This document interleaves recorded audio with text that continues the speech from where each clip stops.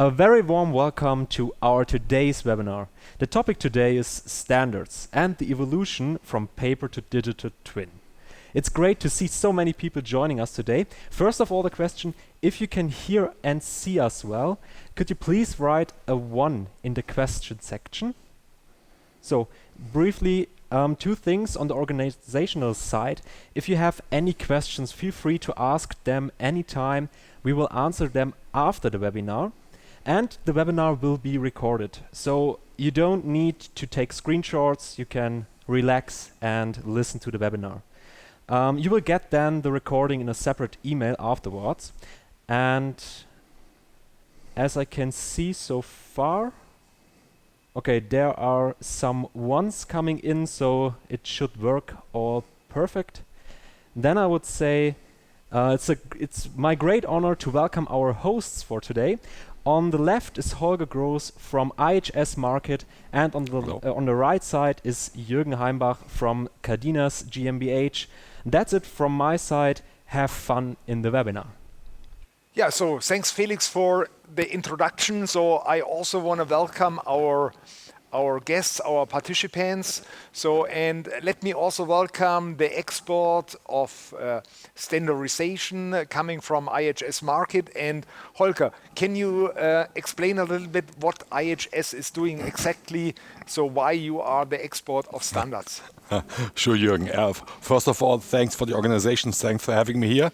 And also very warm welcome to the participants. Well, we at IHS Markit, we are a global multinational company, and what we do is we address your strategic challenges with interconnected areas of expertise.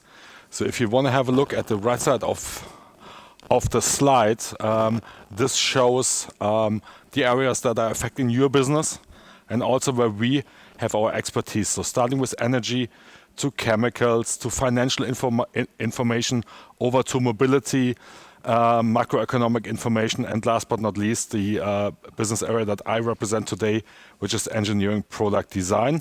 Some figures, IHS Markit today has around 16,000 employees worldwide. Wow. So that are incredible numbers. So we are a little bit smaller, but we are working that we also get 16,000 employees. So I'm from CADENAS. CADENAS, the name is coming out of the Spanish and meaning chains, or we took it for process chains because we want to be integrated in a process chain. So that's where we are focusing that our solution get integrated. And we are now approximately 400 employees to make this happen for our customer. So we digitalized over 4,500 catalogs and CAD libraries. So we are located in 11 countries around the world, and we are doing this business since more than 30 years. So let me explain a little bit what we are doing. So we have two fields of activity. On this side, you see we are digitalizing the catalogs, the libraries, together with renowned companies, also with IHS. And these catalogs, these libraries, are later brought to the industrial customer. And here you see also maybe some renowned logos where you know. And that's what we are doing. So what about digital transformation? So before we prepared it the last couple of days, I had a look to my engineering drawings from the 80s to 90s, and I found that was standardization during my university time. And I took this example and I digital transformed this drawing by bringing in a QR code, and the QR code is broadcasting to our standard parts application and also overlapping with augmented reality, some 3D small digital twin. So at this point, so Holger, you're the expert, and I think you can also show us what happened in standardization over the last decades, and I hand over to you that you explain a little bit. Okay, thank you very much, Jürgen. And you showed it very well in your short video. So that's how it all started. It started with paper, with drawings on paper. Lots of storage in the offices, lots of handling, lots of information searching. So there was a new way coming in, getting the paper versions into PDF. And actually, I do want to mention, some of our clients even work like this today. So PDF was the next step. Still, a lot of storage required, a lot of searching required. So that's why there was the involvement of an standardization management tool, which was managing your standards and your documents. So that's state of the art currently. But what we're doing today is we look in the future. So the future is a digital twin combined by a standards management system. Yeah, we joked around a little bit yesterday, and I think you told, so that's how it's looking on your customer side today. Exactly. It still looks like this sometimes, and actually what's the output on this? An engineer spends 30 to 50% on his time searching for information, not on R&D, searching for information. Yeah, and I even can proceed what you showed, and that's similar to our business, how it worked on our side. So at the beginning, there was a desktop computer. At the beginning, there were a lot of documents. There were a lot of devices on the desk of an engineer. So, but the laptops get smaller and smaller. They get more and more powerful. And also these documents and these devices transferred inside this computer. Today, more or less, an engineer needs a good computer, he needs a software, and with all of them, he can do today a very, very good job. Jürgen, very interesting. Are there any other changes coming up? Yeah, so why is the digital transformation so important? And you can see this on two big impacts, and there we want to dive inside. The first one is that the baby boomers, they are a generation which get more and more retired. And there's a new generation, or there are new generations coming called millennials or Gen Z. And the behavior are completely different. And the second impact is on the economic cycle. You have the problem that it's now causing very, very long time, and it has also an impact to the workers' market. So let's go a little bit deeper inside. So on the baby boomers, so they were the generation who stayed their life inside one company. They don't move to another company. They have many things in their brain. They have many knowledge in their brain, but these knowledge normally don't get lost, only if they are retiring. And we are now looking to the millennials or Gen Z. If we see this generation, you also can see that's a different behavior in this generation. They are very motivated to change every 2, 3, 4 years. The company, they want to learn new things. They wanna improve ongoing. And of course, there's a danger that these people take valuable knowledge with them. And here the companies, of course, have to digital transform much more, because these knowledge have to be saved and it have to easy be transferred to the new people coming inside a company. Also the behavior on staying in the office or staying between 8 and 4 or 5 p.m.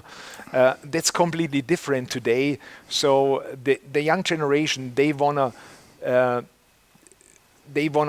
do their work along the day. They want to do it 24/7 in special ranges of time.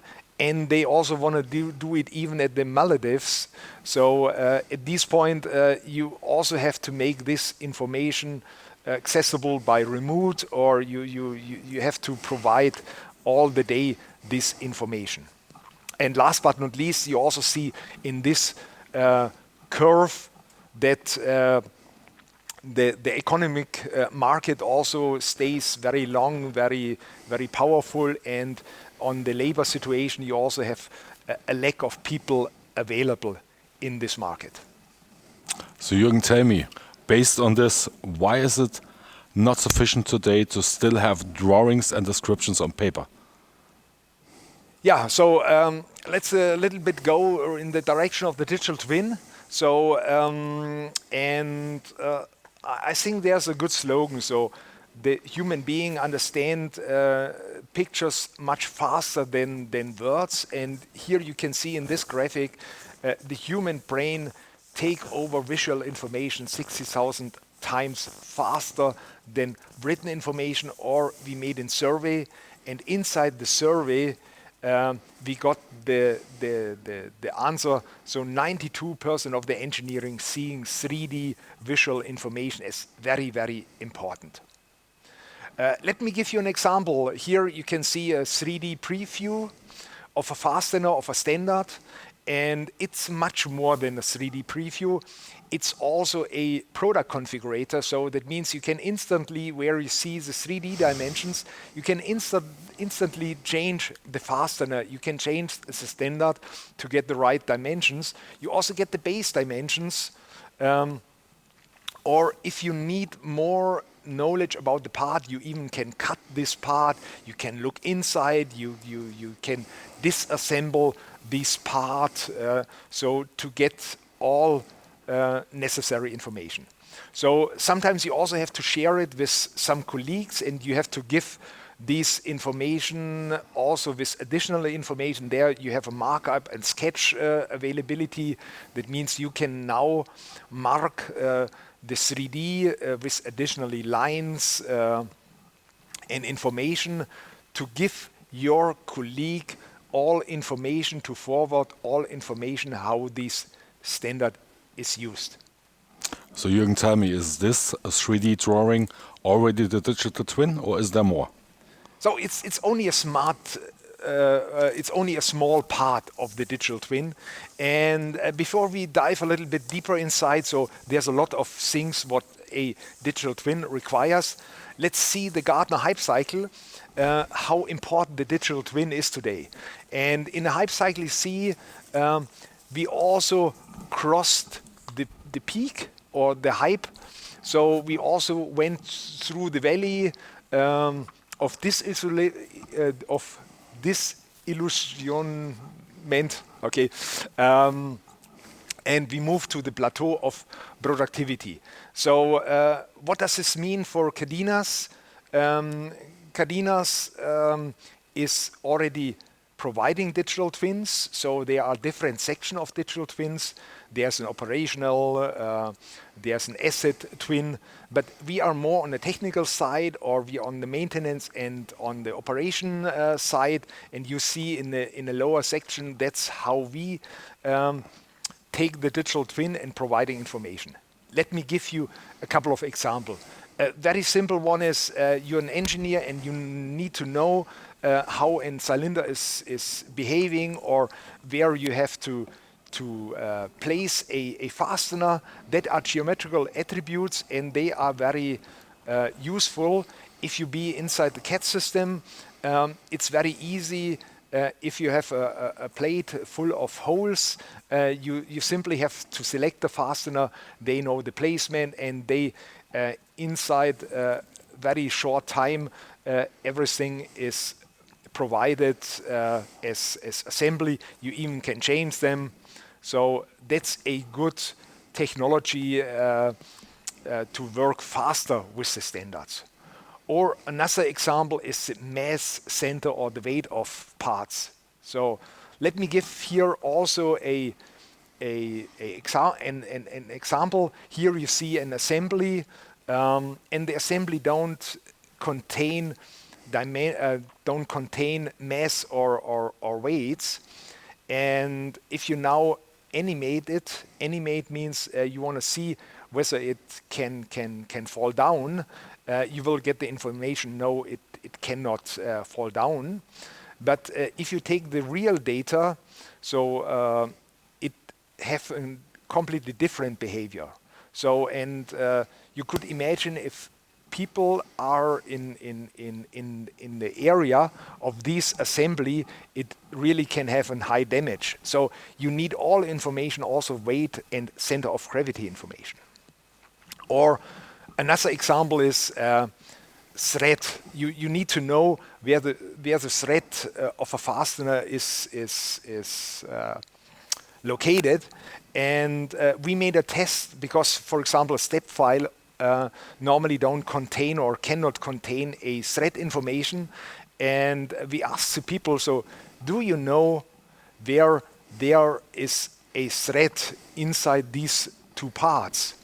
And the answer was 8 or 9 people of 10 people gave us the wrong information where the thread is located. So, and that of course can also have a big impact on the manufacturing side.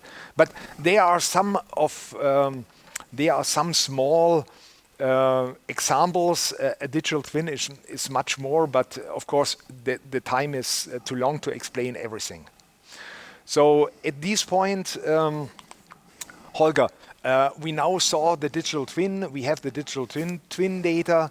And of course, if I be an engineer, I want to know when I have to use this digital twin and when I have to use this digital twin of a standard. So can you help us a little bit? Do you have any system available where I as engineer get, depending on my problem, to get the right solution? Yes, Jürgen, actually very good question. So what I brought with me is a short introduction video of our web platform Engineering Workbench. That's our standards management tool. And yes, there might be cases where you know which standards to use. There might be cases where you only have an issue to use or just a topic to use and you don't know where to start. So best way is you type in on the top here, you type in your questions. And we've taken quality assurance as an example for this one. And in the background, there will be a virtual expert, a virtual special matter expert running the research assistant. It will drill down the topic into 4 categories. One of them are facts, others are solutions, parts and functions, and parameters. And you can now, as you see here on the screen, you have drill down options. So you can take your questions, quality assurance, go into categories and drill it down to get better results and to get to a solution that you would need on this one. And we will see more about this in the next video up to come. So when we are again on the landing page where we have general facts, looking for that, and we take one of the examples, it will automatically open a dashboard where you will see which standards do cover quality assurance. You can have a look at a summary if this is really the document that you're looking for, and it will also highlight in yellow where quality assurance is mentioned in the document. This will easily help you navigate this one. And we heard a lot about visualization, and that's a different way to look at the research assistant. So my big bubbles here are still the 4 main categories, and I can drill them down and get results that belong.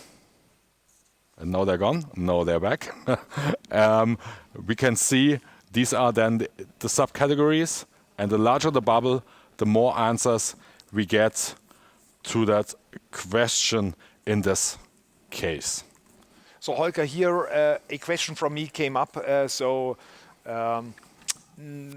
Do I have also a big portfolio of standards available? Because only if I have many standards available, of course, I can get good and many good hints.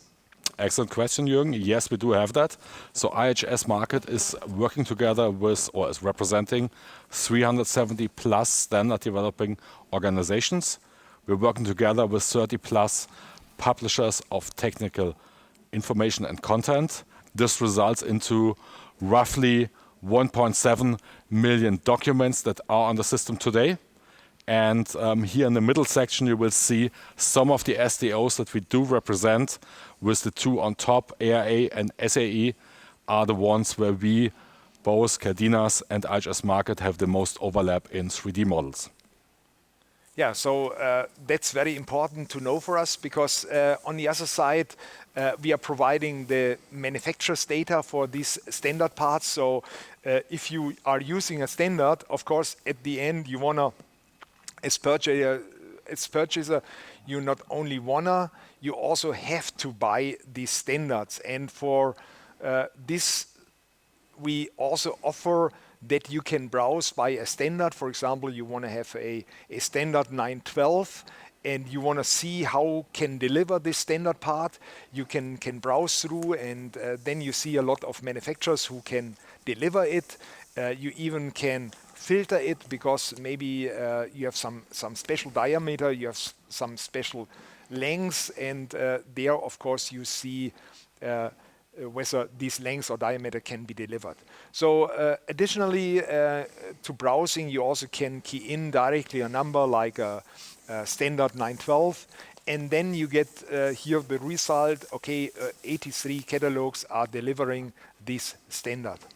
That's one possibility. Another possibility is you be in a CAD system, and you load it from somewhere, or you model your own part, like this nut or bolt. And in this case, there's also a live or background search available. That means it now takes this geometry and it's looking inside the database and telling me, hey, here are manufacturers, here are suppliers, here are standards which already covering this standard. I don't have to do a new part or buy a new part or introduce a new standard. I already have this standard and manufacturers inside my company. Jürgen, actually very, very interesting. One question that comes to my mind: how do I get this 3D model here now then into a CAD or PLM system? Yeah, so here I have a overview of CAD systems, PLM and ERP systems, and you see that it's very easy, and that I will show you in one of the next steps. It's easy to bring it to your CAD system. We have 150 native formats available where we can generate this standard in your CAD system for your PLM system, integrated to your ERP system. So before we see this, let's go through a user journey. The user journey here shows you there's an engineer, he want to have a new standard, and of course this engineer normally first have to search in an internal parts world. So for this PLM and ERP providing some text search capabilities, so often they are not enough. What happens, the part gets introduced in the internal parts world, these parts world get bigger and bigger, it gets like a part jungle. And here CADENAS is offering new search technologies. One we already have seen with the background search, but also I show you later some search, smart searches, how you can get aware there's already a part available. So if you're using these searches on the internal parts world and you don't find anything, we also providing a big external parts world. It's like a supermarket where you go inside and where maybe you find it if it's really not in the internal parts world. And then it's not automatically shifted to the internal parts world. There's also, if you find something, there is a standardization, there is a purchasing, and they also want to have a control and decide whether these standards make sense. So, and then it gets inside. Let's see in a small video. Here's our enterprise parts management system. You defining a role because maybe you have different location inside your company. You're working in Germany, you're working in US, or you're working for US or for Germany. So in this case, you have to identify, because your preferred parts are filtered automatically on the role what you are keeping inside the company. And here you see with a green and red light, you see what you can use, what you should use, what you may not use. So there's like a traffic light which gives you very easy some feedback. So you can also filter it, what you may do, what you could do. So in this case, we let us lead by the green light, and here we go deeper and deeper inside. So we have different families. A family is a part with a lot of variance. So now we decided to one. That's maybe a part which is end of life, where we get some information, for example, from IHS. And then, of course, we go here inside the part, and now we get ERP information. What is the storage? What is the price? What kind of countries I can use them? And when I decided, I click to CAD, and then I have it inside the CAD system. So let's go to the ERP system. It's generated in the CAD. It's stored in the PLM system. But end of the day, this data set also should go inside the ERP or SAP system. And here you can see also on this graphic what normally on time it takes to have a clean set of master data. And in many companies, that's really a pain. So the people don't take so much time. They give low quality data, master data inside the ERP system. In our case, we really always give high professional, high quality data sets to the ERP system. Yeah, so far a little bit to the CAD and ERP and PLM system. So of course we always get a question from the customer. So now I stored it. So do this data get old? And if it get old, so how can I get aware there is a new data set or a new standard available? So Holger, I think you have a good solution here. Yes. What you can show us. Yes, thank you, Jürgen. So actually staying up to date with your latest documents is very important. So it reduces searching time, it reduces your risk internally of using an old document, so having a product or project failure. And in our platform, the engineering workbench, there is what we call watchlist and alert function. So you search for your document, and we searched now for the first one, which is here highlighted in red. And we want to add this to a watch list. We do it if we click on, or when we click on the right end of the screen, there's a little eye that you can see. We click on this one and either add this document to an existing watch list or create a new one. We give this kit a name, save it, and then we get automatically notified via email when there's a amendment, a change, when there's a new version of the document or when this one is withdrawn. So we get it automatically delivered into our inbox. So this is one way, but this is only looking at us as a user, but we want to maybe share this with other project members. So we go to our watch list again. We select share the watch list. That's where the green arrow is. We select our colleagues with the email address.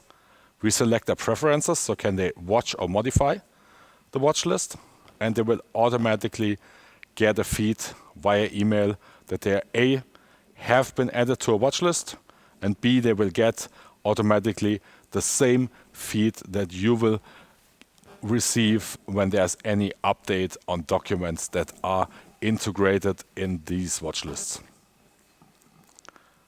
But there's another way also to work with the watch lists. With the research assistant, we had the example of searching for a topic instead of a document. So we can do the same here. So we search for a certain topic, add this again in our toolbar here on the top, and we will get and see a high number of results. So we can drill this down to get less results, save our preferences, And now we're getting notified whenever there's any change for any document that's in our search or covers our topic, whether we have this in our subscription or not.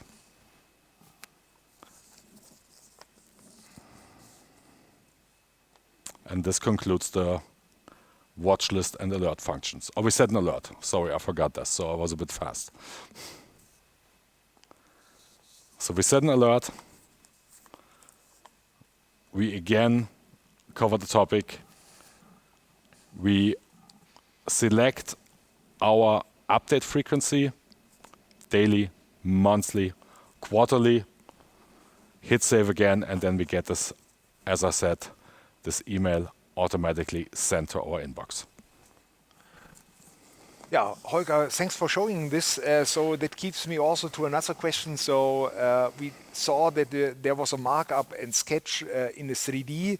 It also would be nice if, as team member, I can maybe make some annotation, additional information here. Can you also show us something here? Yes, Jürgen, for sure. And actually, we had this as a topic before, so working from multiple locations, not on the same time zone. So we have a document. We want to do an annotation. We want to share comments with our colleagues. So we can either send them an email or we can do this directly in the document. So we select the paragraph that we're referring to. We click on the little icon, annotations. We enter our comment.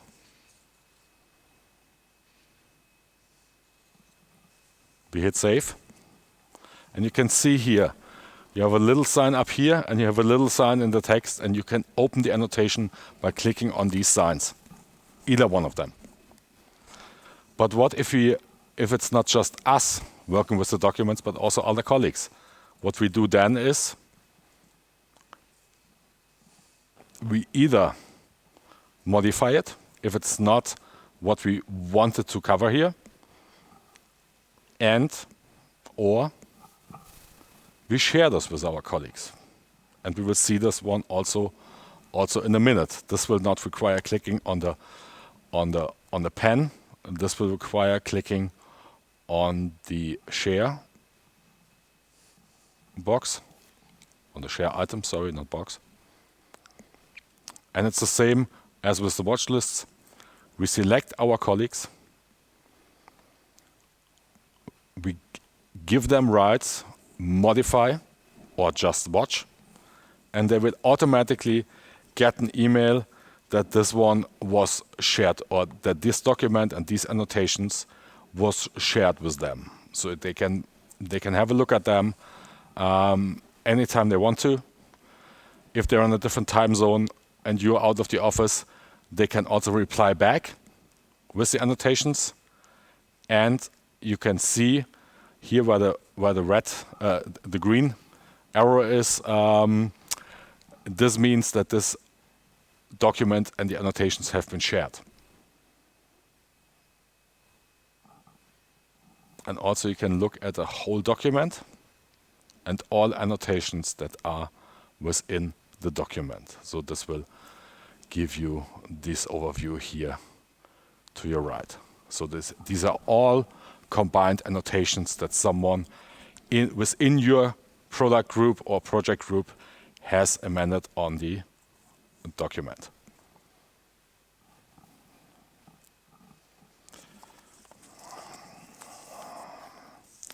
But Jürgen, you had your 3D machine set up as an enterprise version. Can I use this only for adding my parts and numbers, or can I also take some advice on where to buy these parts? Yeah, so thanks for this question. So what we see is here the enterprise search engine containing standards, containing manufacturers who producing standards, and of course the search technology providing much more. There's, of course, you can search for items like a screw. You get a lot of information. Then you can go deeper inside. You can filter with additionally keywords to get, of course, out of these many results, lesser results. And then, of course, you also can filter for special variables, diameters, lengths, thread information, whatever the standard or the manufacturer providing. It's similar to an Amazon search where you're searching for TV and get step by step the perfect TV what you need. So once you be on a family level, you get the family level displayed. That's one technology. Another technology is you even can really search by a sketch. That means you take your fingers on a mobile phone, you take your mouse, you take your mouse and you're sketching something, and then you get like these handle results. You also can take a photo, you can shoot a photo from a part, you can upload this photo also in a sketch area, and then you get, of course, similar parts like the photo is showing, like on this caster. If you, for example, also have a 3D part, it's quite easy. Only drag and drop this part to the search engine. It could be a standard, which is later then providing, in this case, the right handle of this standard, who is producing, who is manufacturing this part. So that are good things of the search engine which you can use internally to find the right standards. So Jürgen, talking about 3D models, and we have about 150 of them, is there also a way to modify and model your own internal parts with that? Yeah, so the search engine can contain standards, it can contain catalogs, it could contain your company-specific part, but many companies, they have company standards which are defined. And what we are also providing, because we have the experience of many catalogs, we are providing an outsourcing system where you can make these outsourcing system available for your standard experts, and they can digitalize your company-specific standards. So there's a multi-user access. You can provide dimensions, 3D dimension, where you let configure these parts.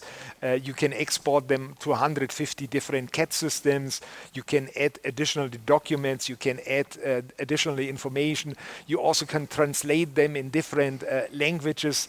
That's very, very helpful if your company is a global company, that you provide your standards in every of these languages. And let me here compare it. So many standardization departments are working still with the CAD. On a CAD side, you have to have a training of 1 or 2 months. You don't have a multi-CAD availability. That means it's only possible for one CAD system. Then they have to learn maybe another CAD system if you're providing 2 CAD systems in a company. You don't have a multi-user management, or you cannot even translate languages inside the CAD system. On the other side, with our outsourcing system called Part Project, you have a lot of possibilities how to make it much easier, how to really make your life easier. So we are now at the end of the functionalities what we want to show you. Of course, Holger, there's a big question for our participants of the webinar. So what is the value add what we can bring with our solution? Okay, thanks, Jürgen. Very, very good question. So IHS Markit and the engineering workbench, we're covering both sides of the medal. So one is we support the business processes, other is we support the engineering processes. And how do we do that? So we help to innovate faster, we mitigate risk with that, we help to shorten your R&D time, we help to get new team members up to speed in a short amount of time. And why does this help you? So what have we heard on the market? We heard on the market that about 60% of all engineering projects fail. that 30% of all R&D time is wasted due to double work. And if we're looking at the time to market for a research project or for a finished product, so the estimate is 100%, and the actual and real time to market is 120% above that. So to get this in figures is pretty hard because it always depends on company, product, and market. But the estimation that we found is probably the best range is between 2 million and 35 million US dollars. Wow, that are great numbers. So that leads me, I want to show you, we prepared a program called Work Smarter, Not Harder. And you see in this program, there are different possibility what you can do.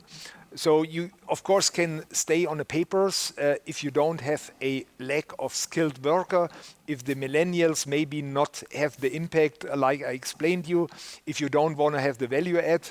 But if you need to transfer your company, to digital transfer your company, so you have to start with the engineering workbench, then you also have to bring this data inside the CAD system, or you have to do a combined solution out of the CAD and the engineering workbench.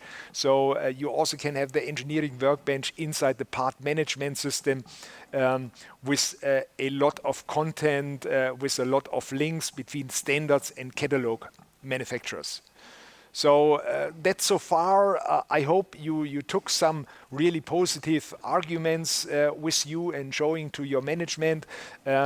We would be happy to work with you in future. So Felix, we are at the end. Did some questions came in? Do the plenum still have questions what we don't answered yet in the presentation? Yes, so first of all, thank you so much for your presentation. Yeah, there are some questions and there are some very specific ones, so I would say that we will answer them afterwards. But I picked out two questions that fit to both solutions. So the first question that came up is, we are a middle-sized company. Is this also interesting for us? Yeah, so Jürgen, maybe I start first. Yeah. So what we see on the market is that our client base is ranging from global multinational companies with a global footprint in many markets and many countries, downwards the value chain to mid-cap companies which have some international exposures, to the small cap companies that do have maybe different production locations in one country or even a different country, and all of them would fit within our solution because we can customize the content that we go into. Yeah, I completely agree to you. So it's today essential to have a scalable business model, to have a scalable solution. So we also start at a 1 or 2 man company and going up to maybe companies having 100,000 employees and more. So our solution is scalable. You can adapt it, you can fit it to the needs what you have, and of course it's also in a different price ranges. Okay, thank you. And the second one is about multilingualism. And the question is, do you offer other languages than English in your software?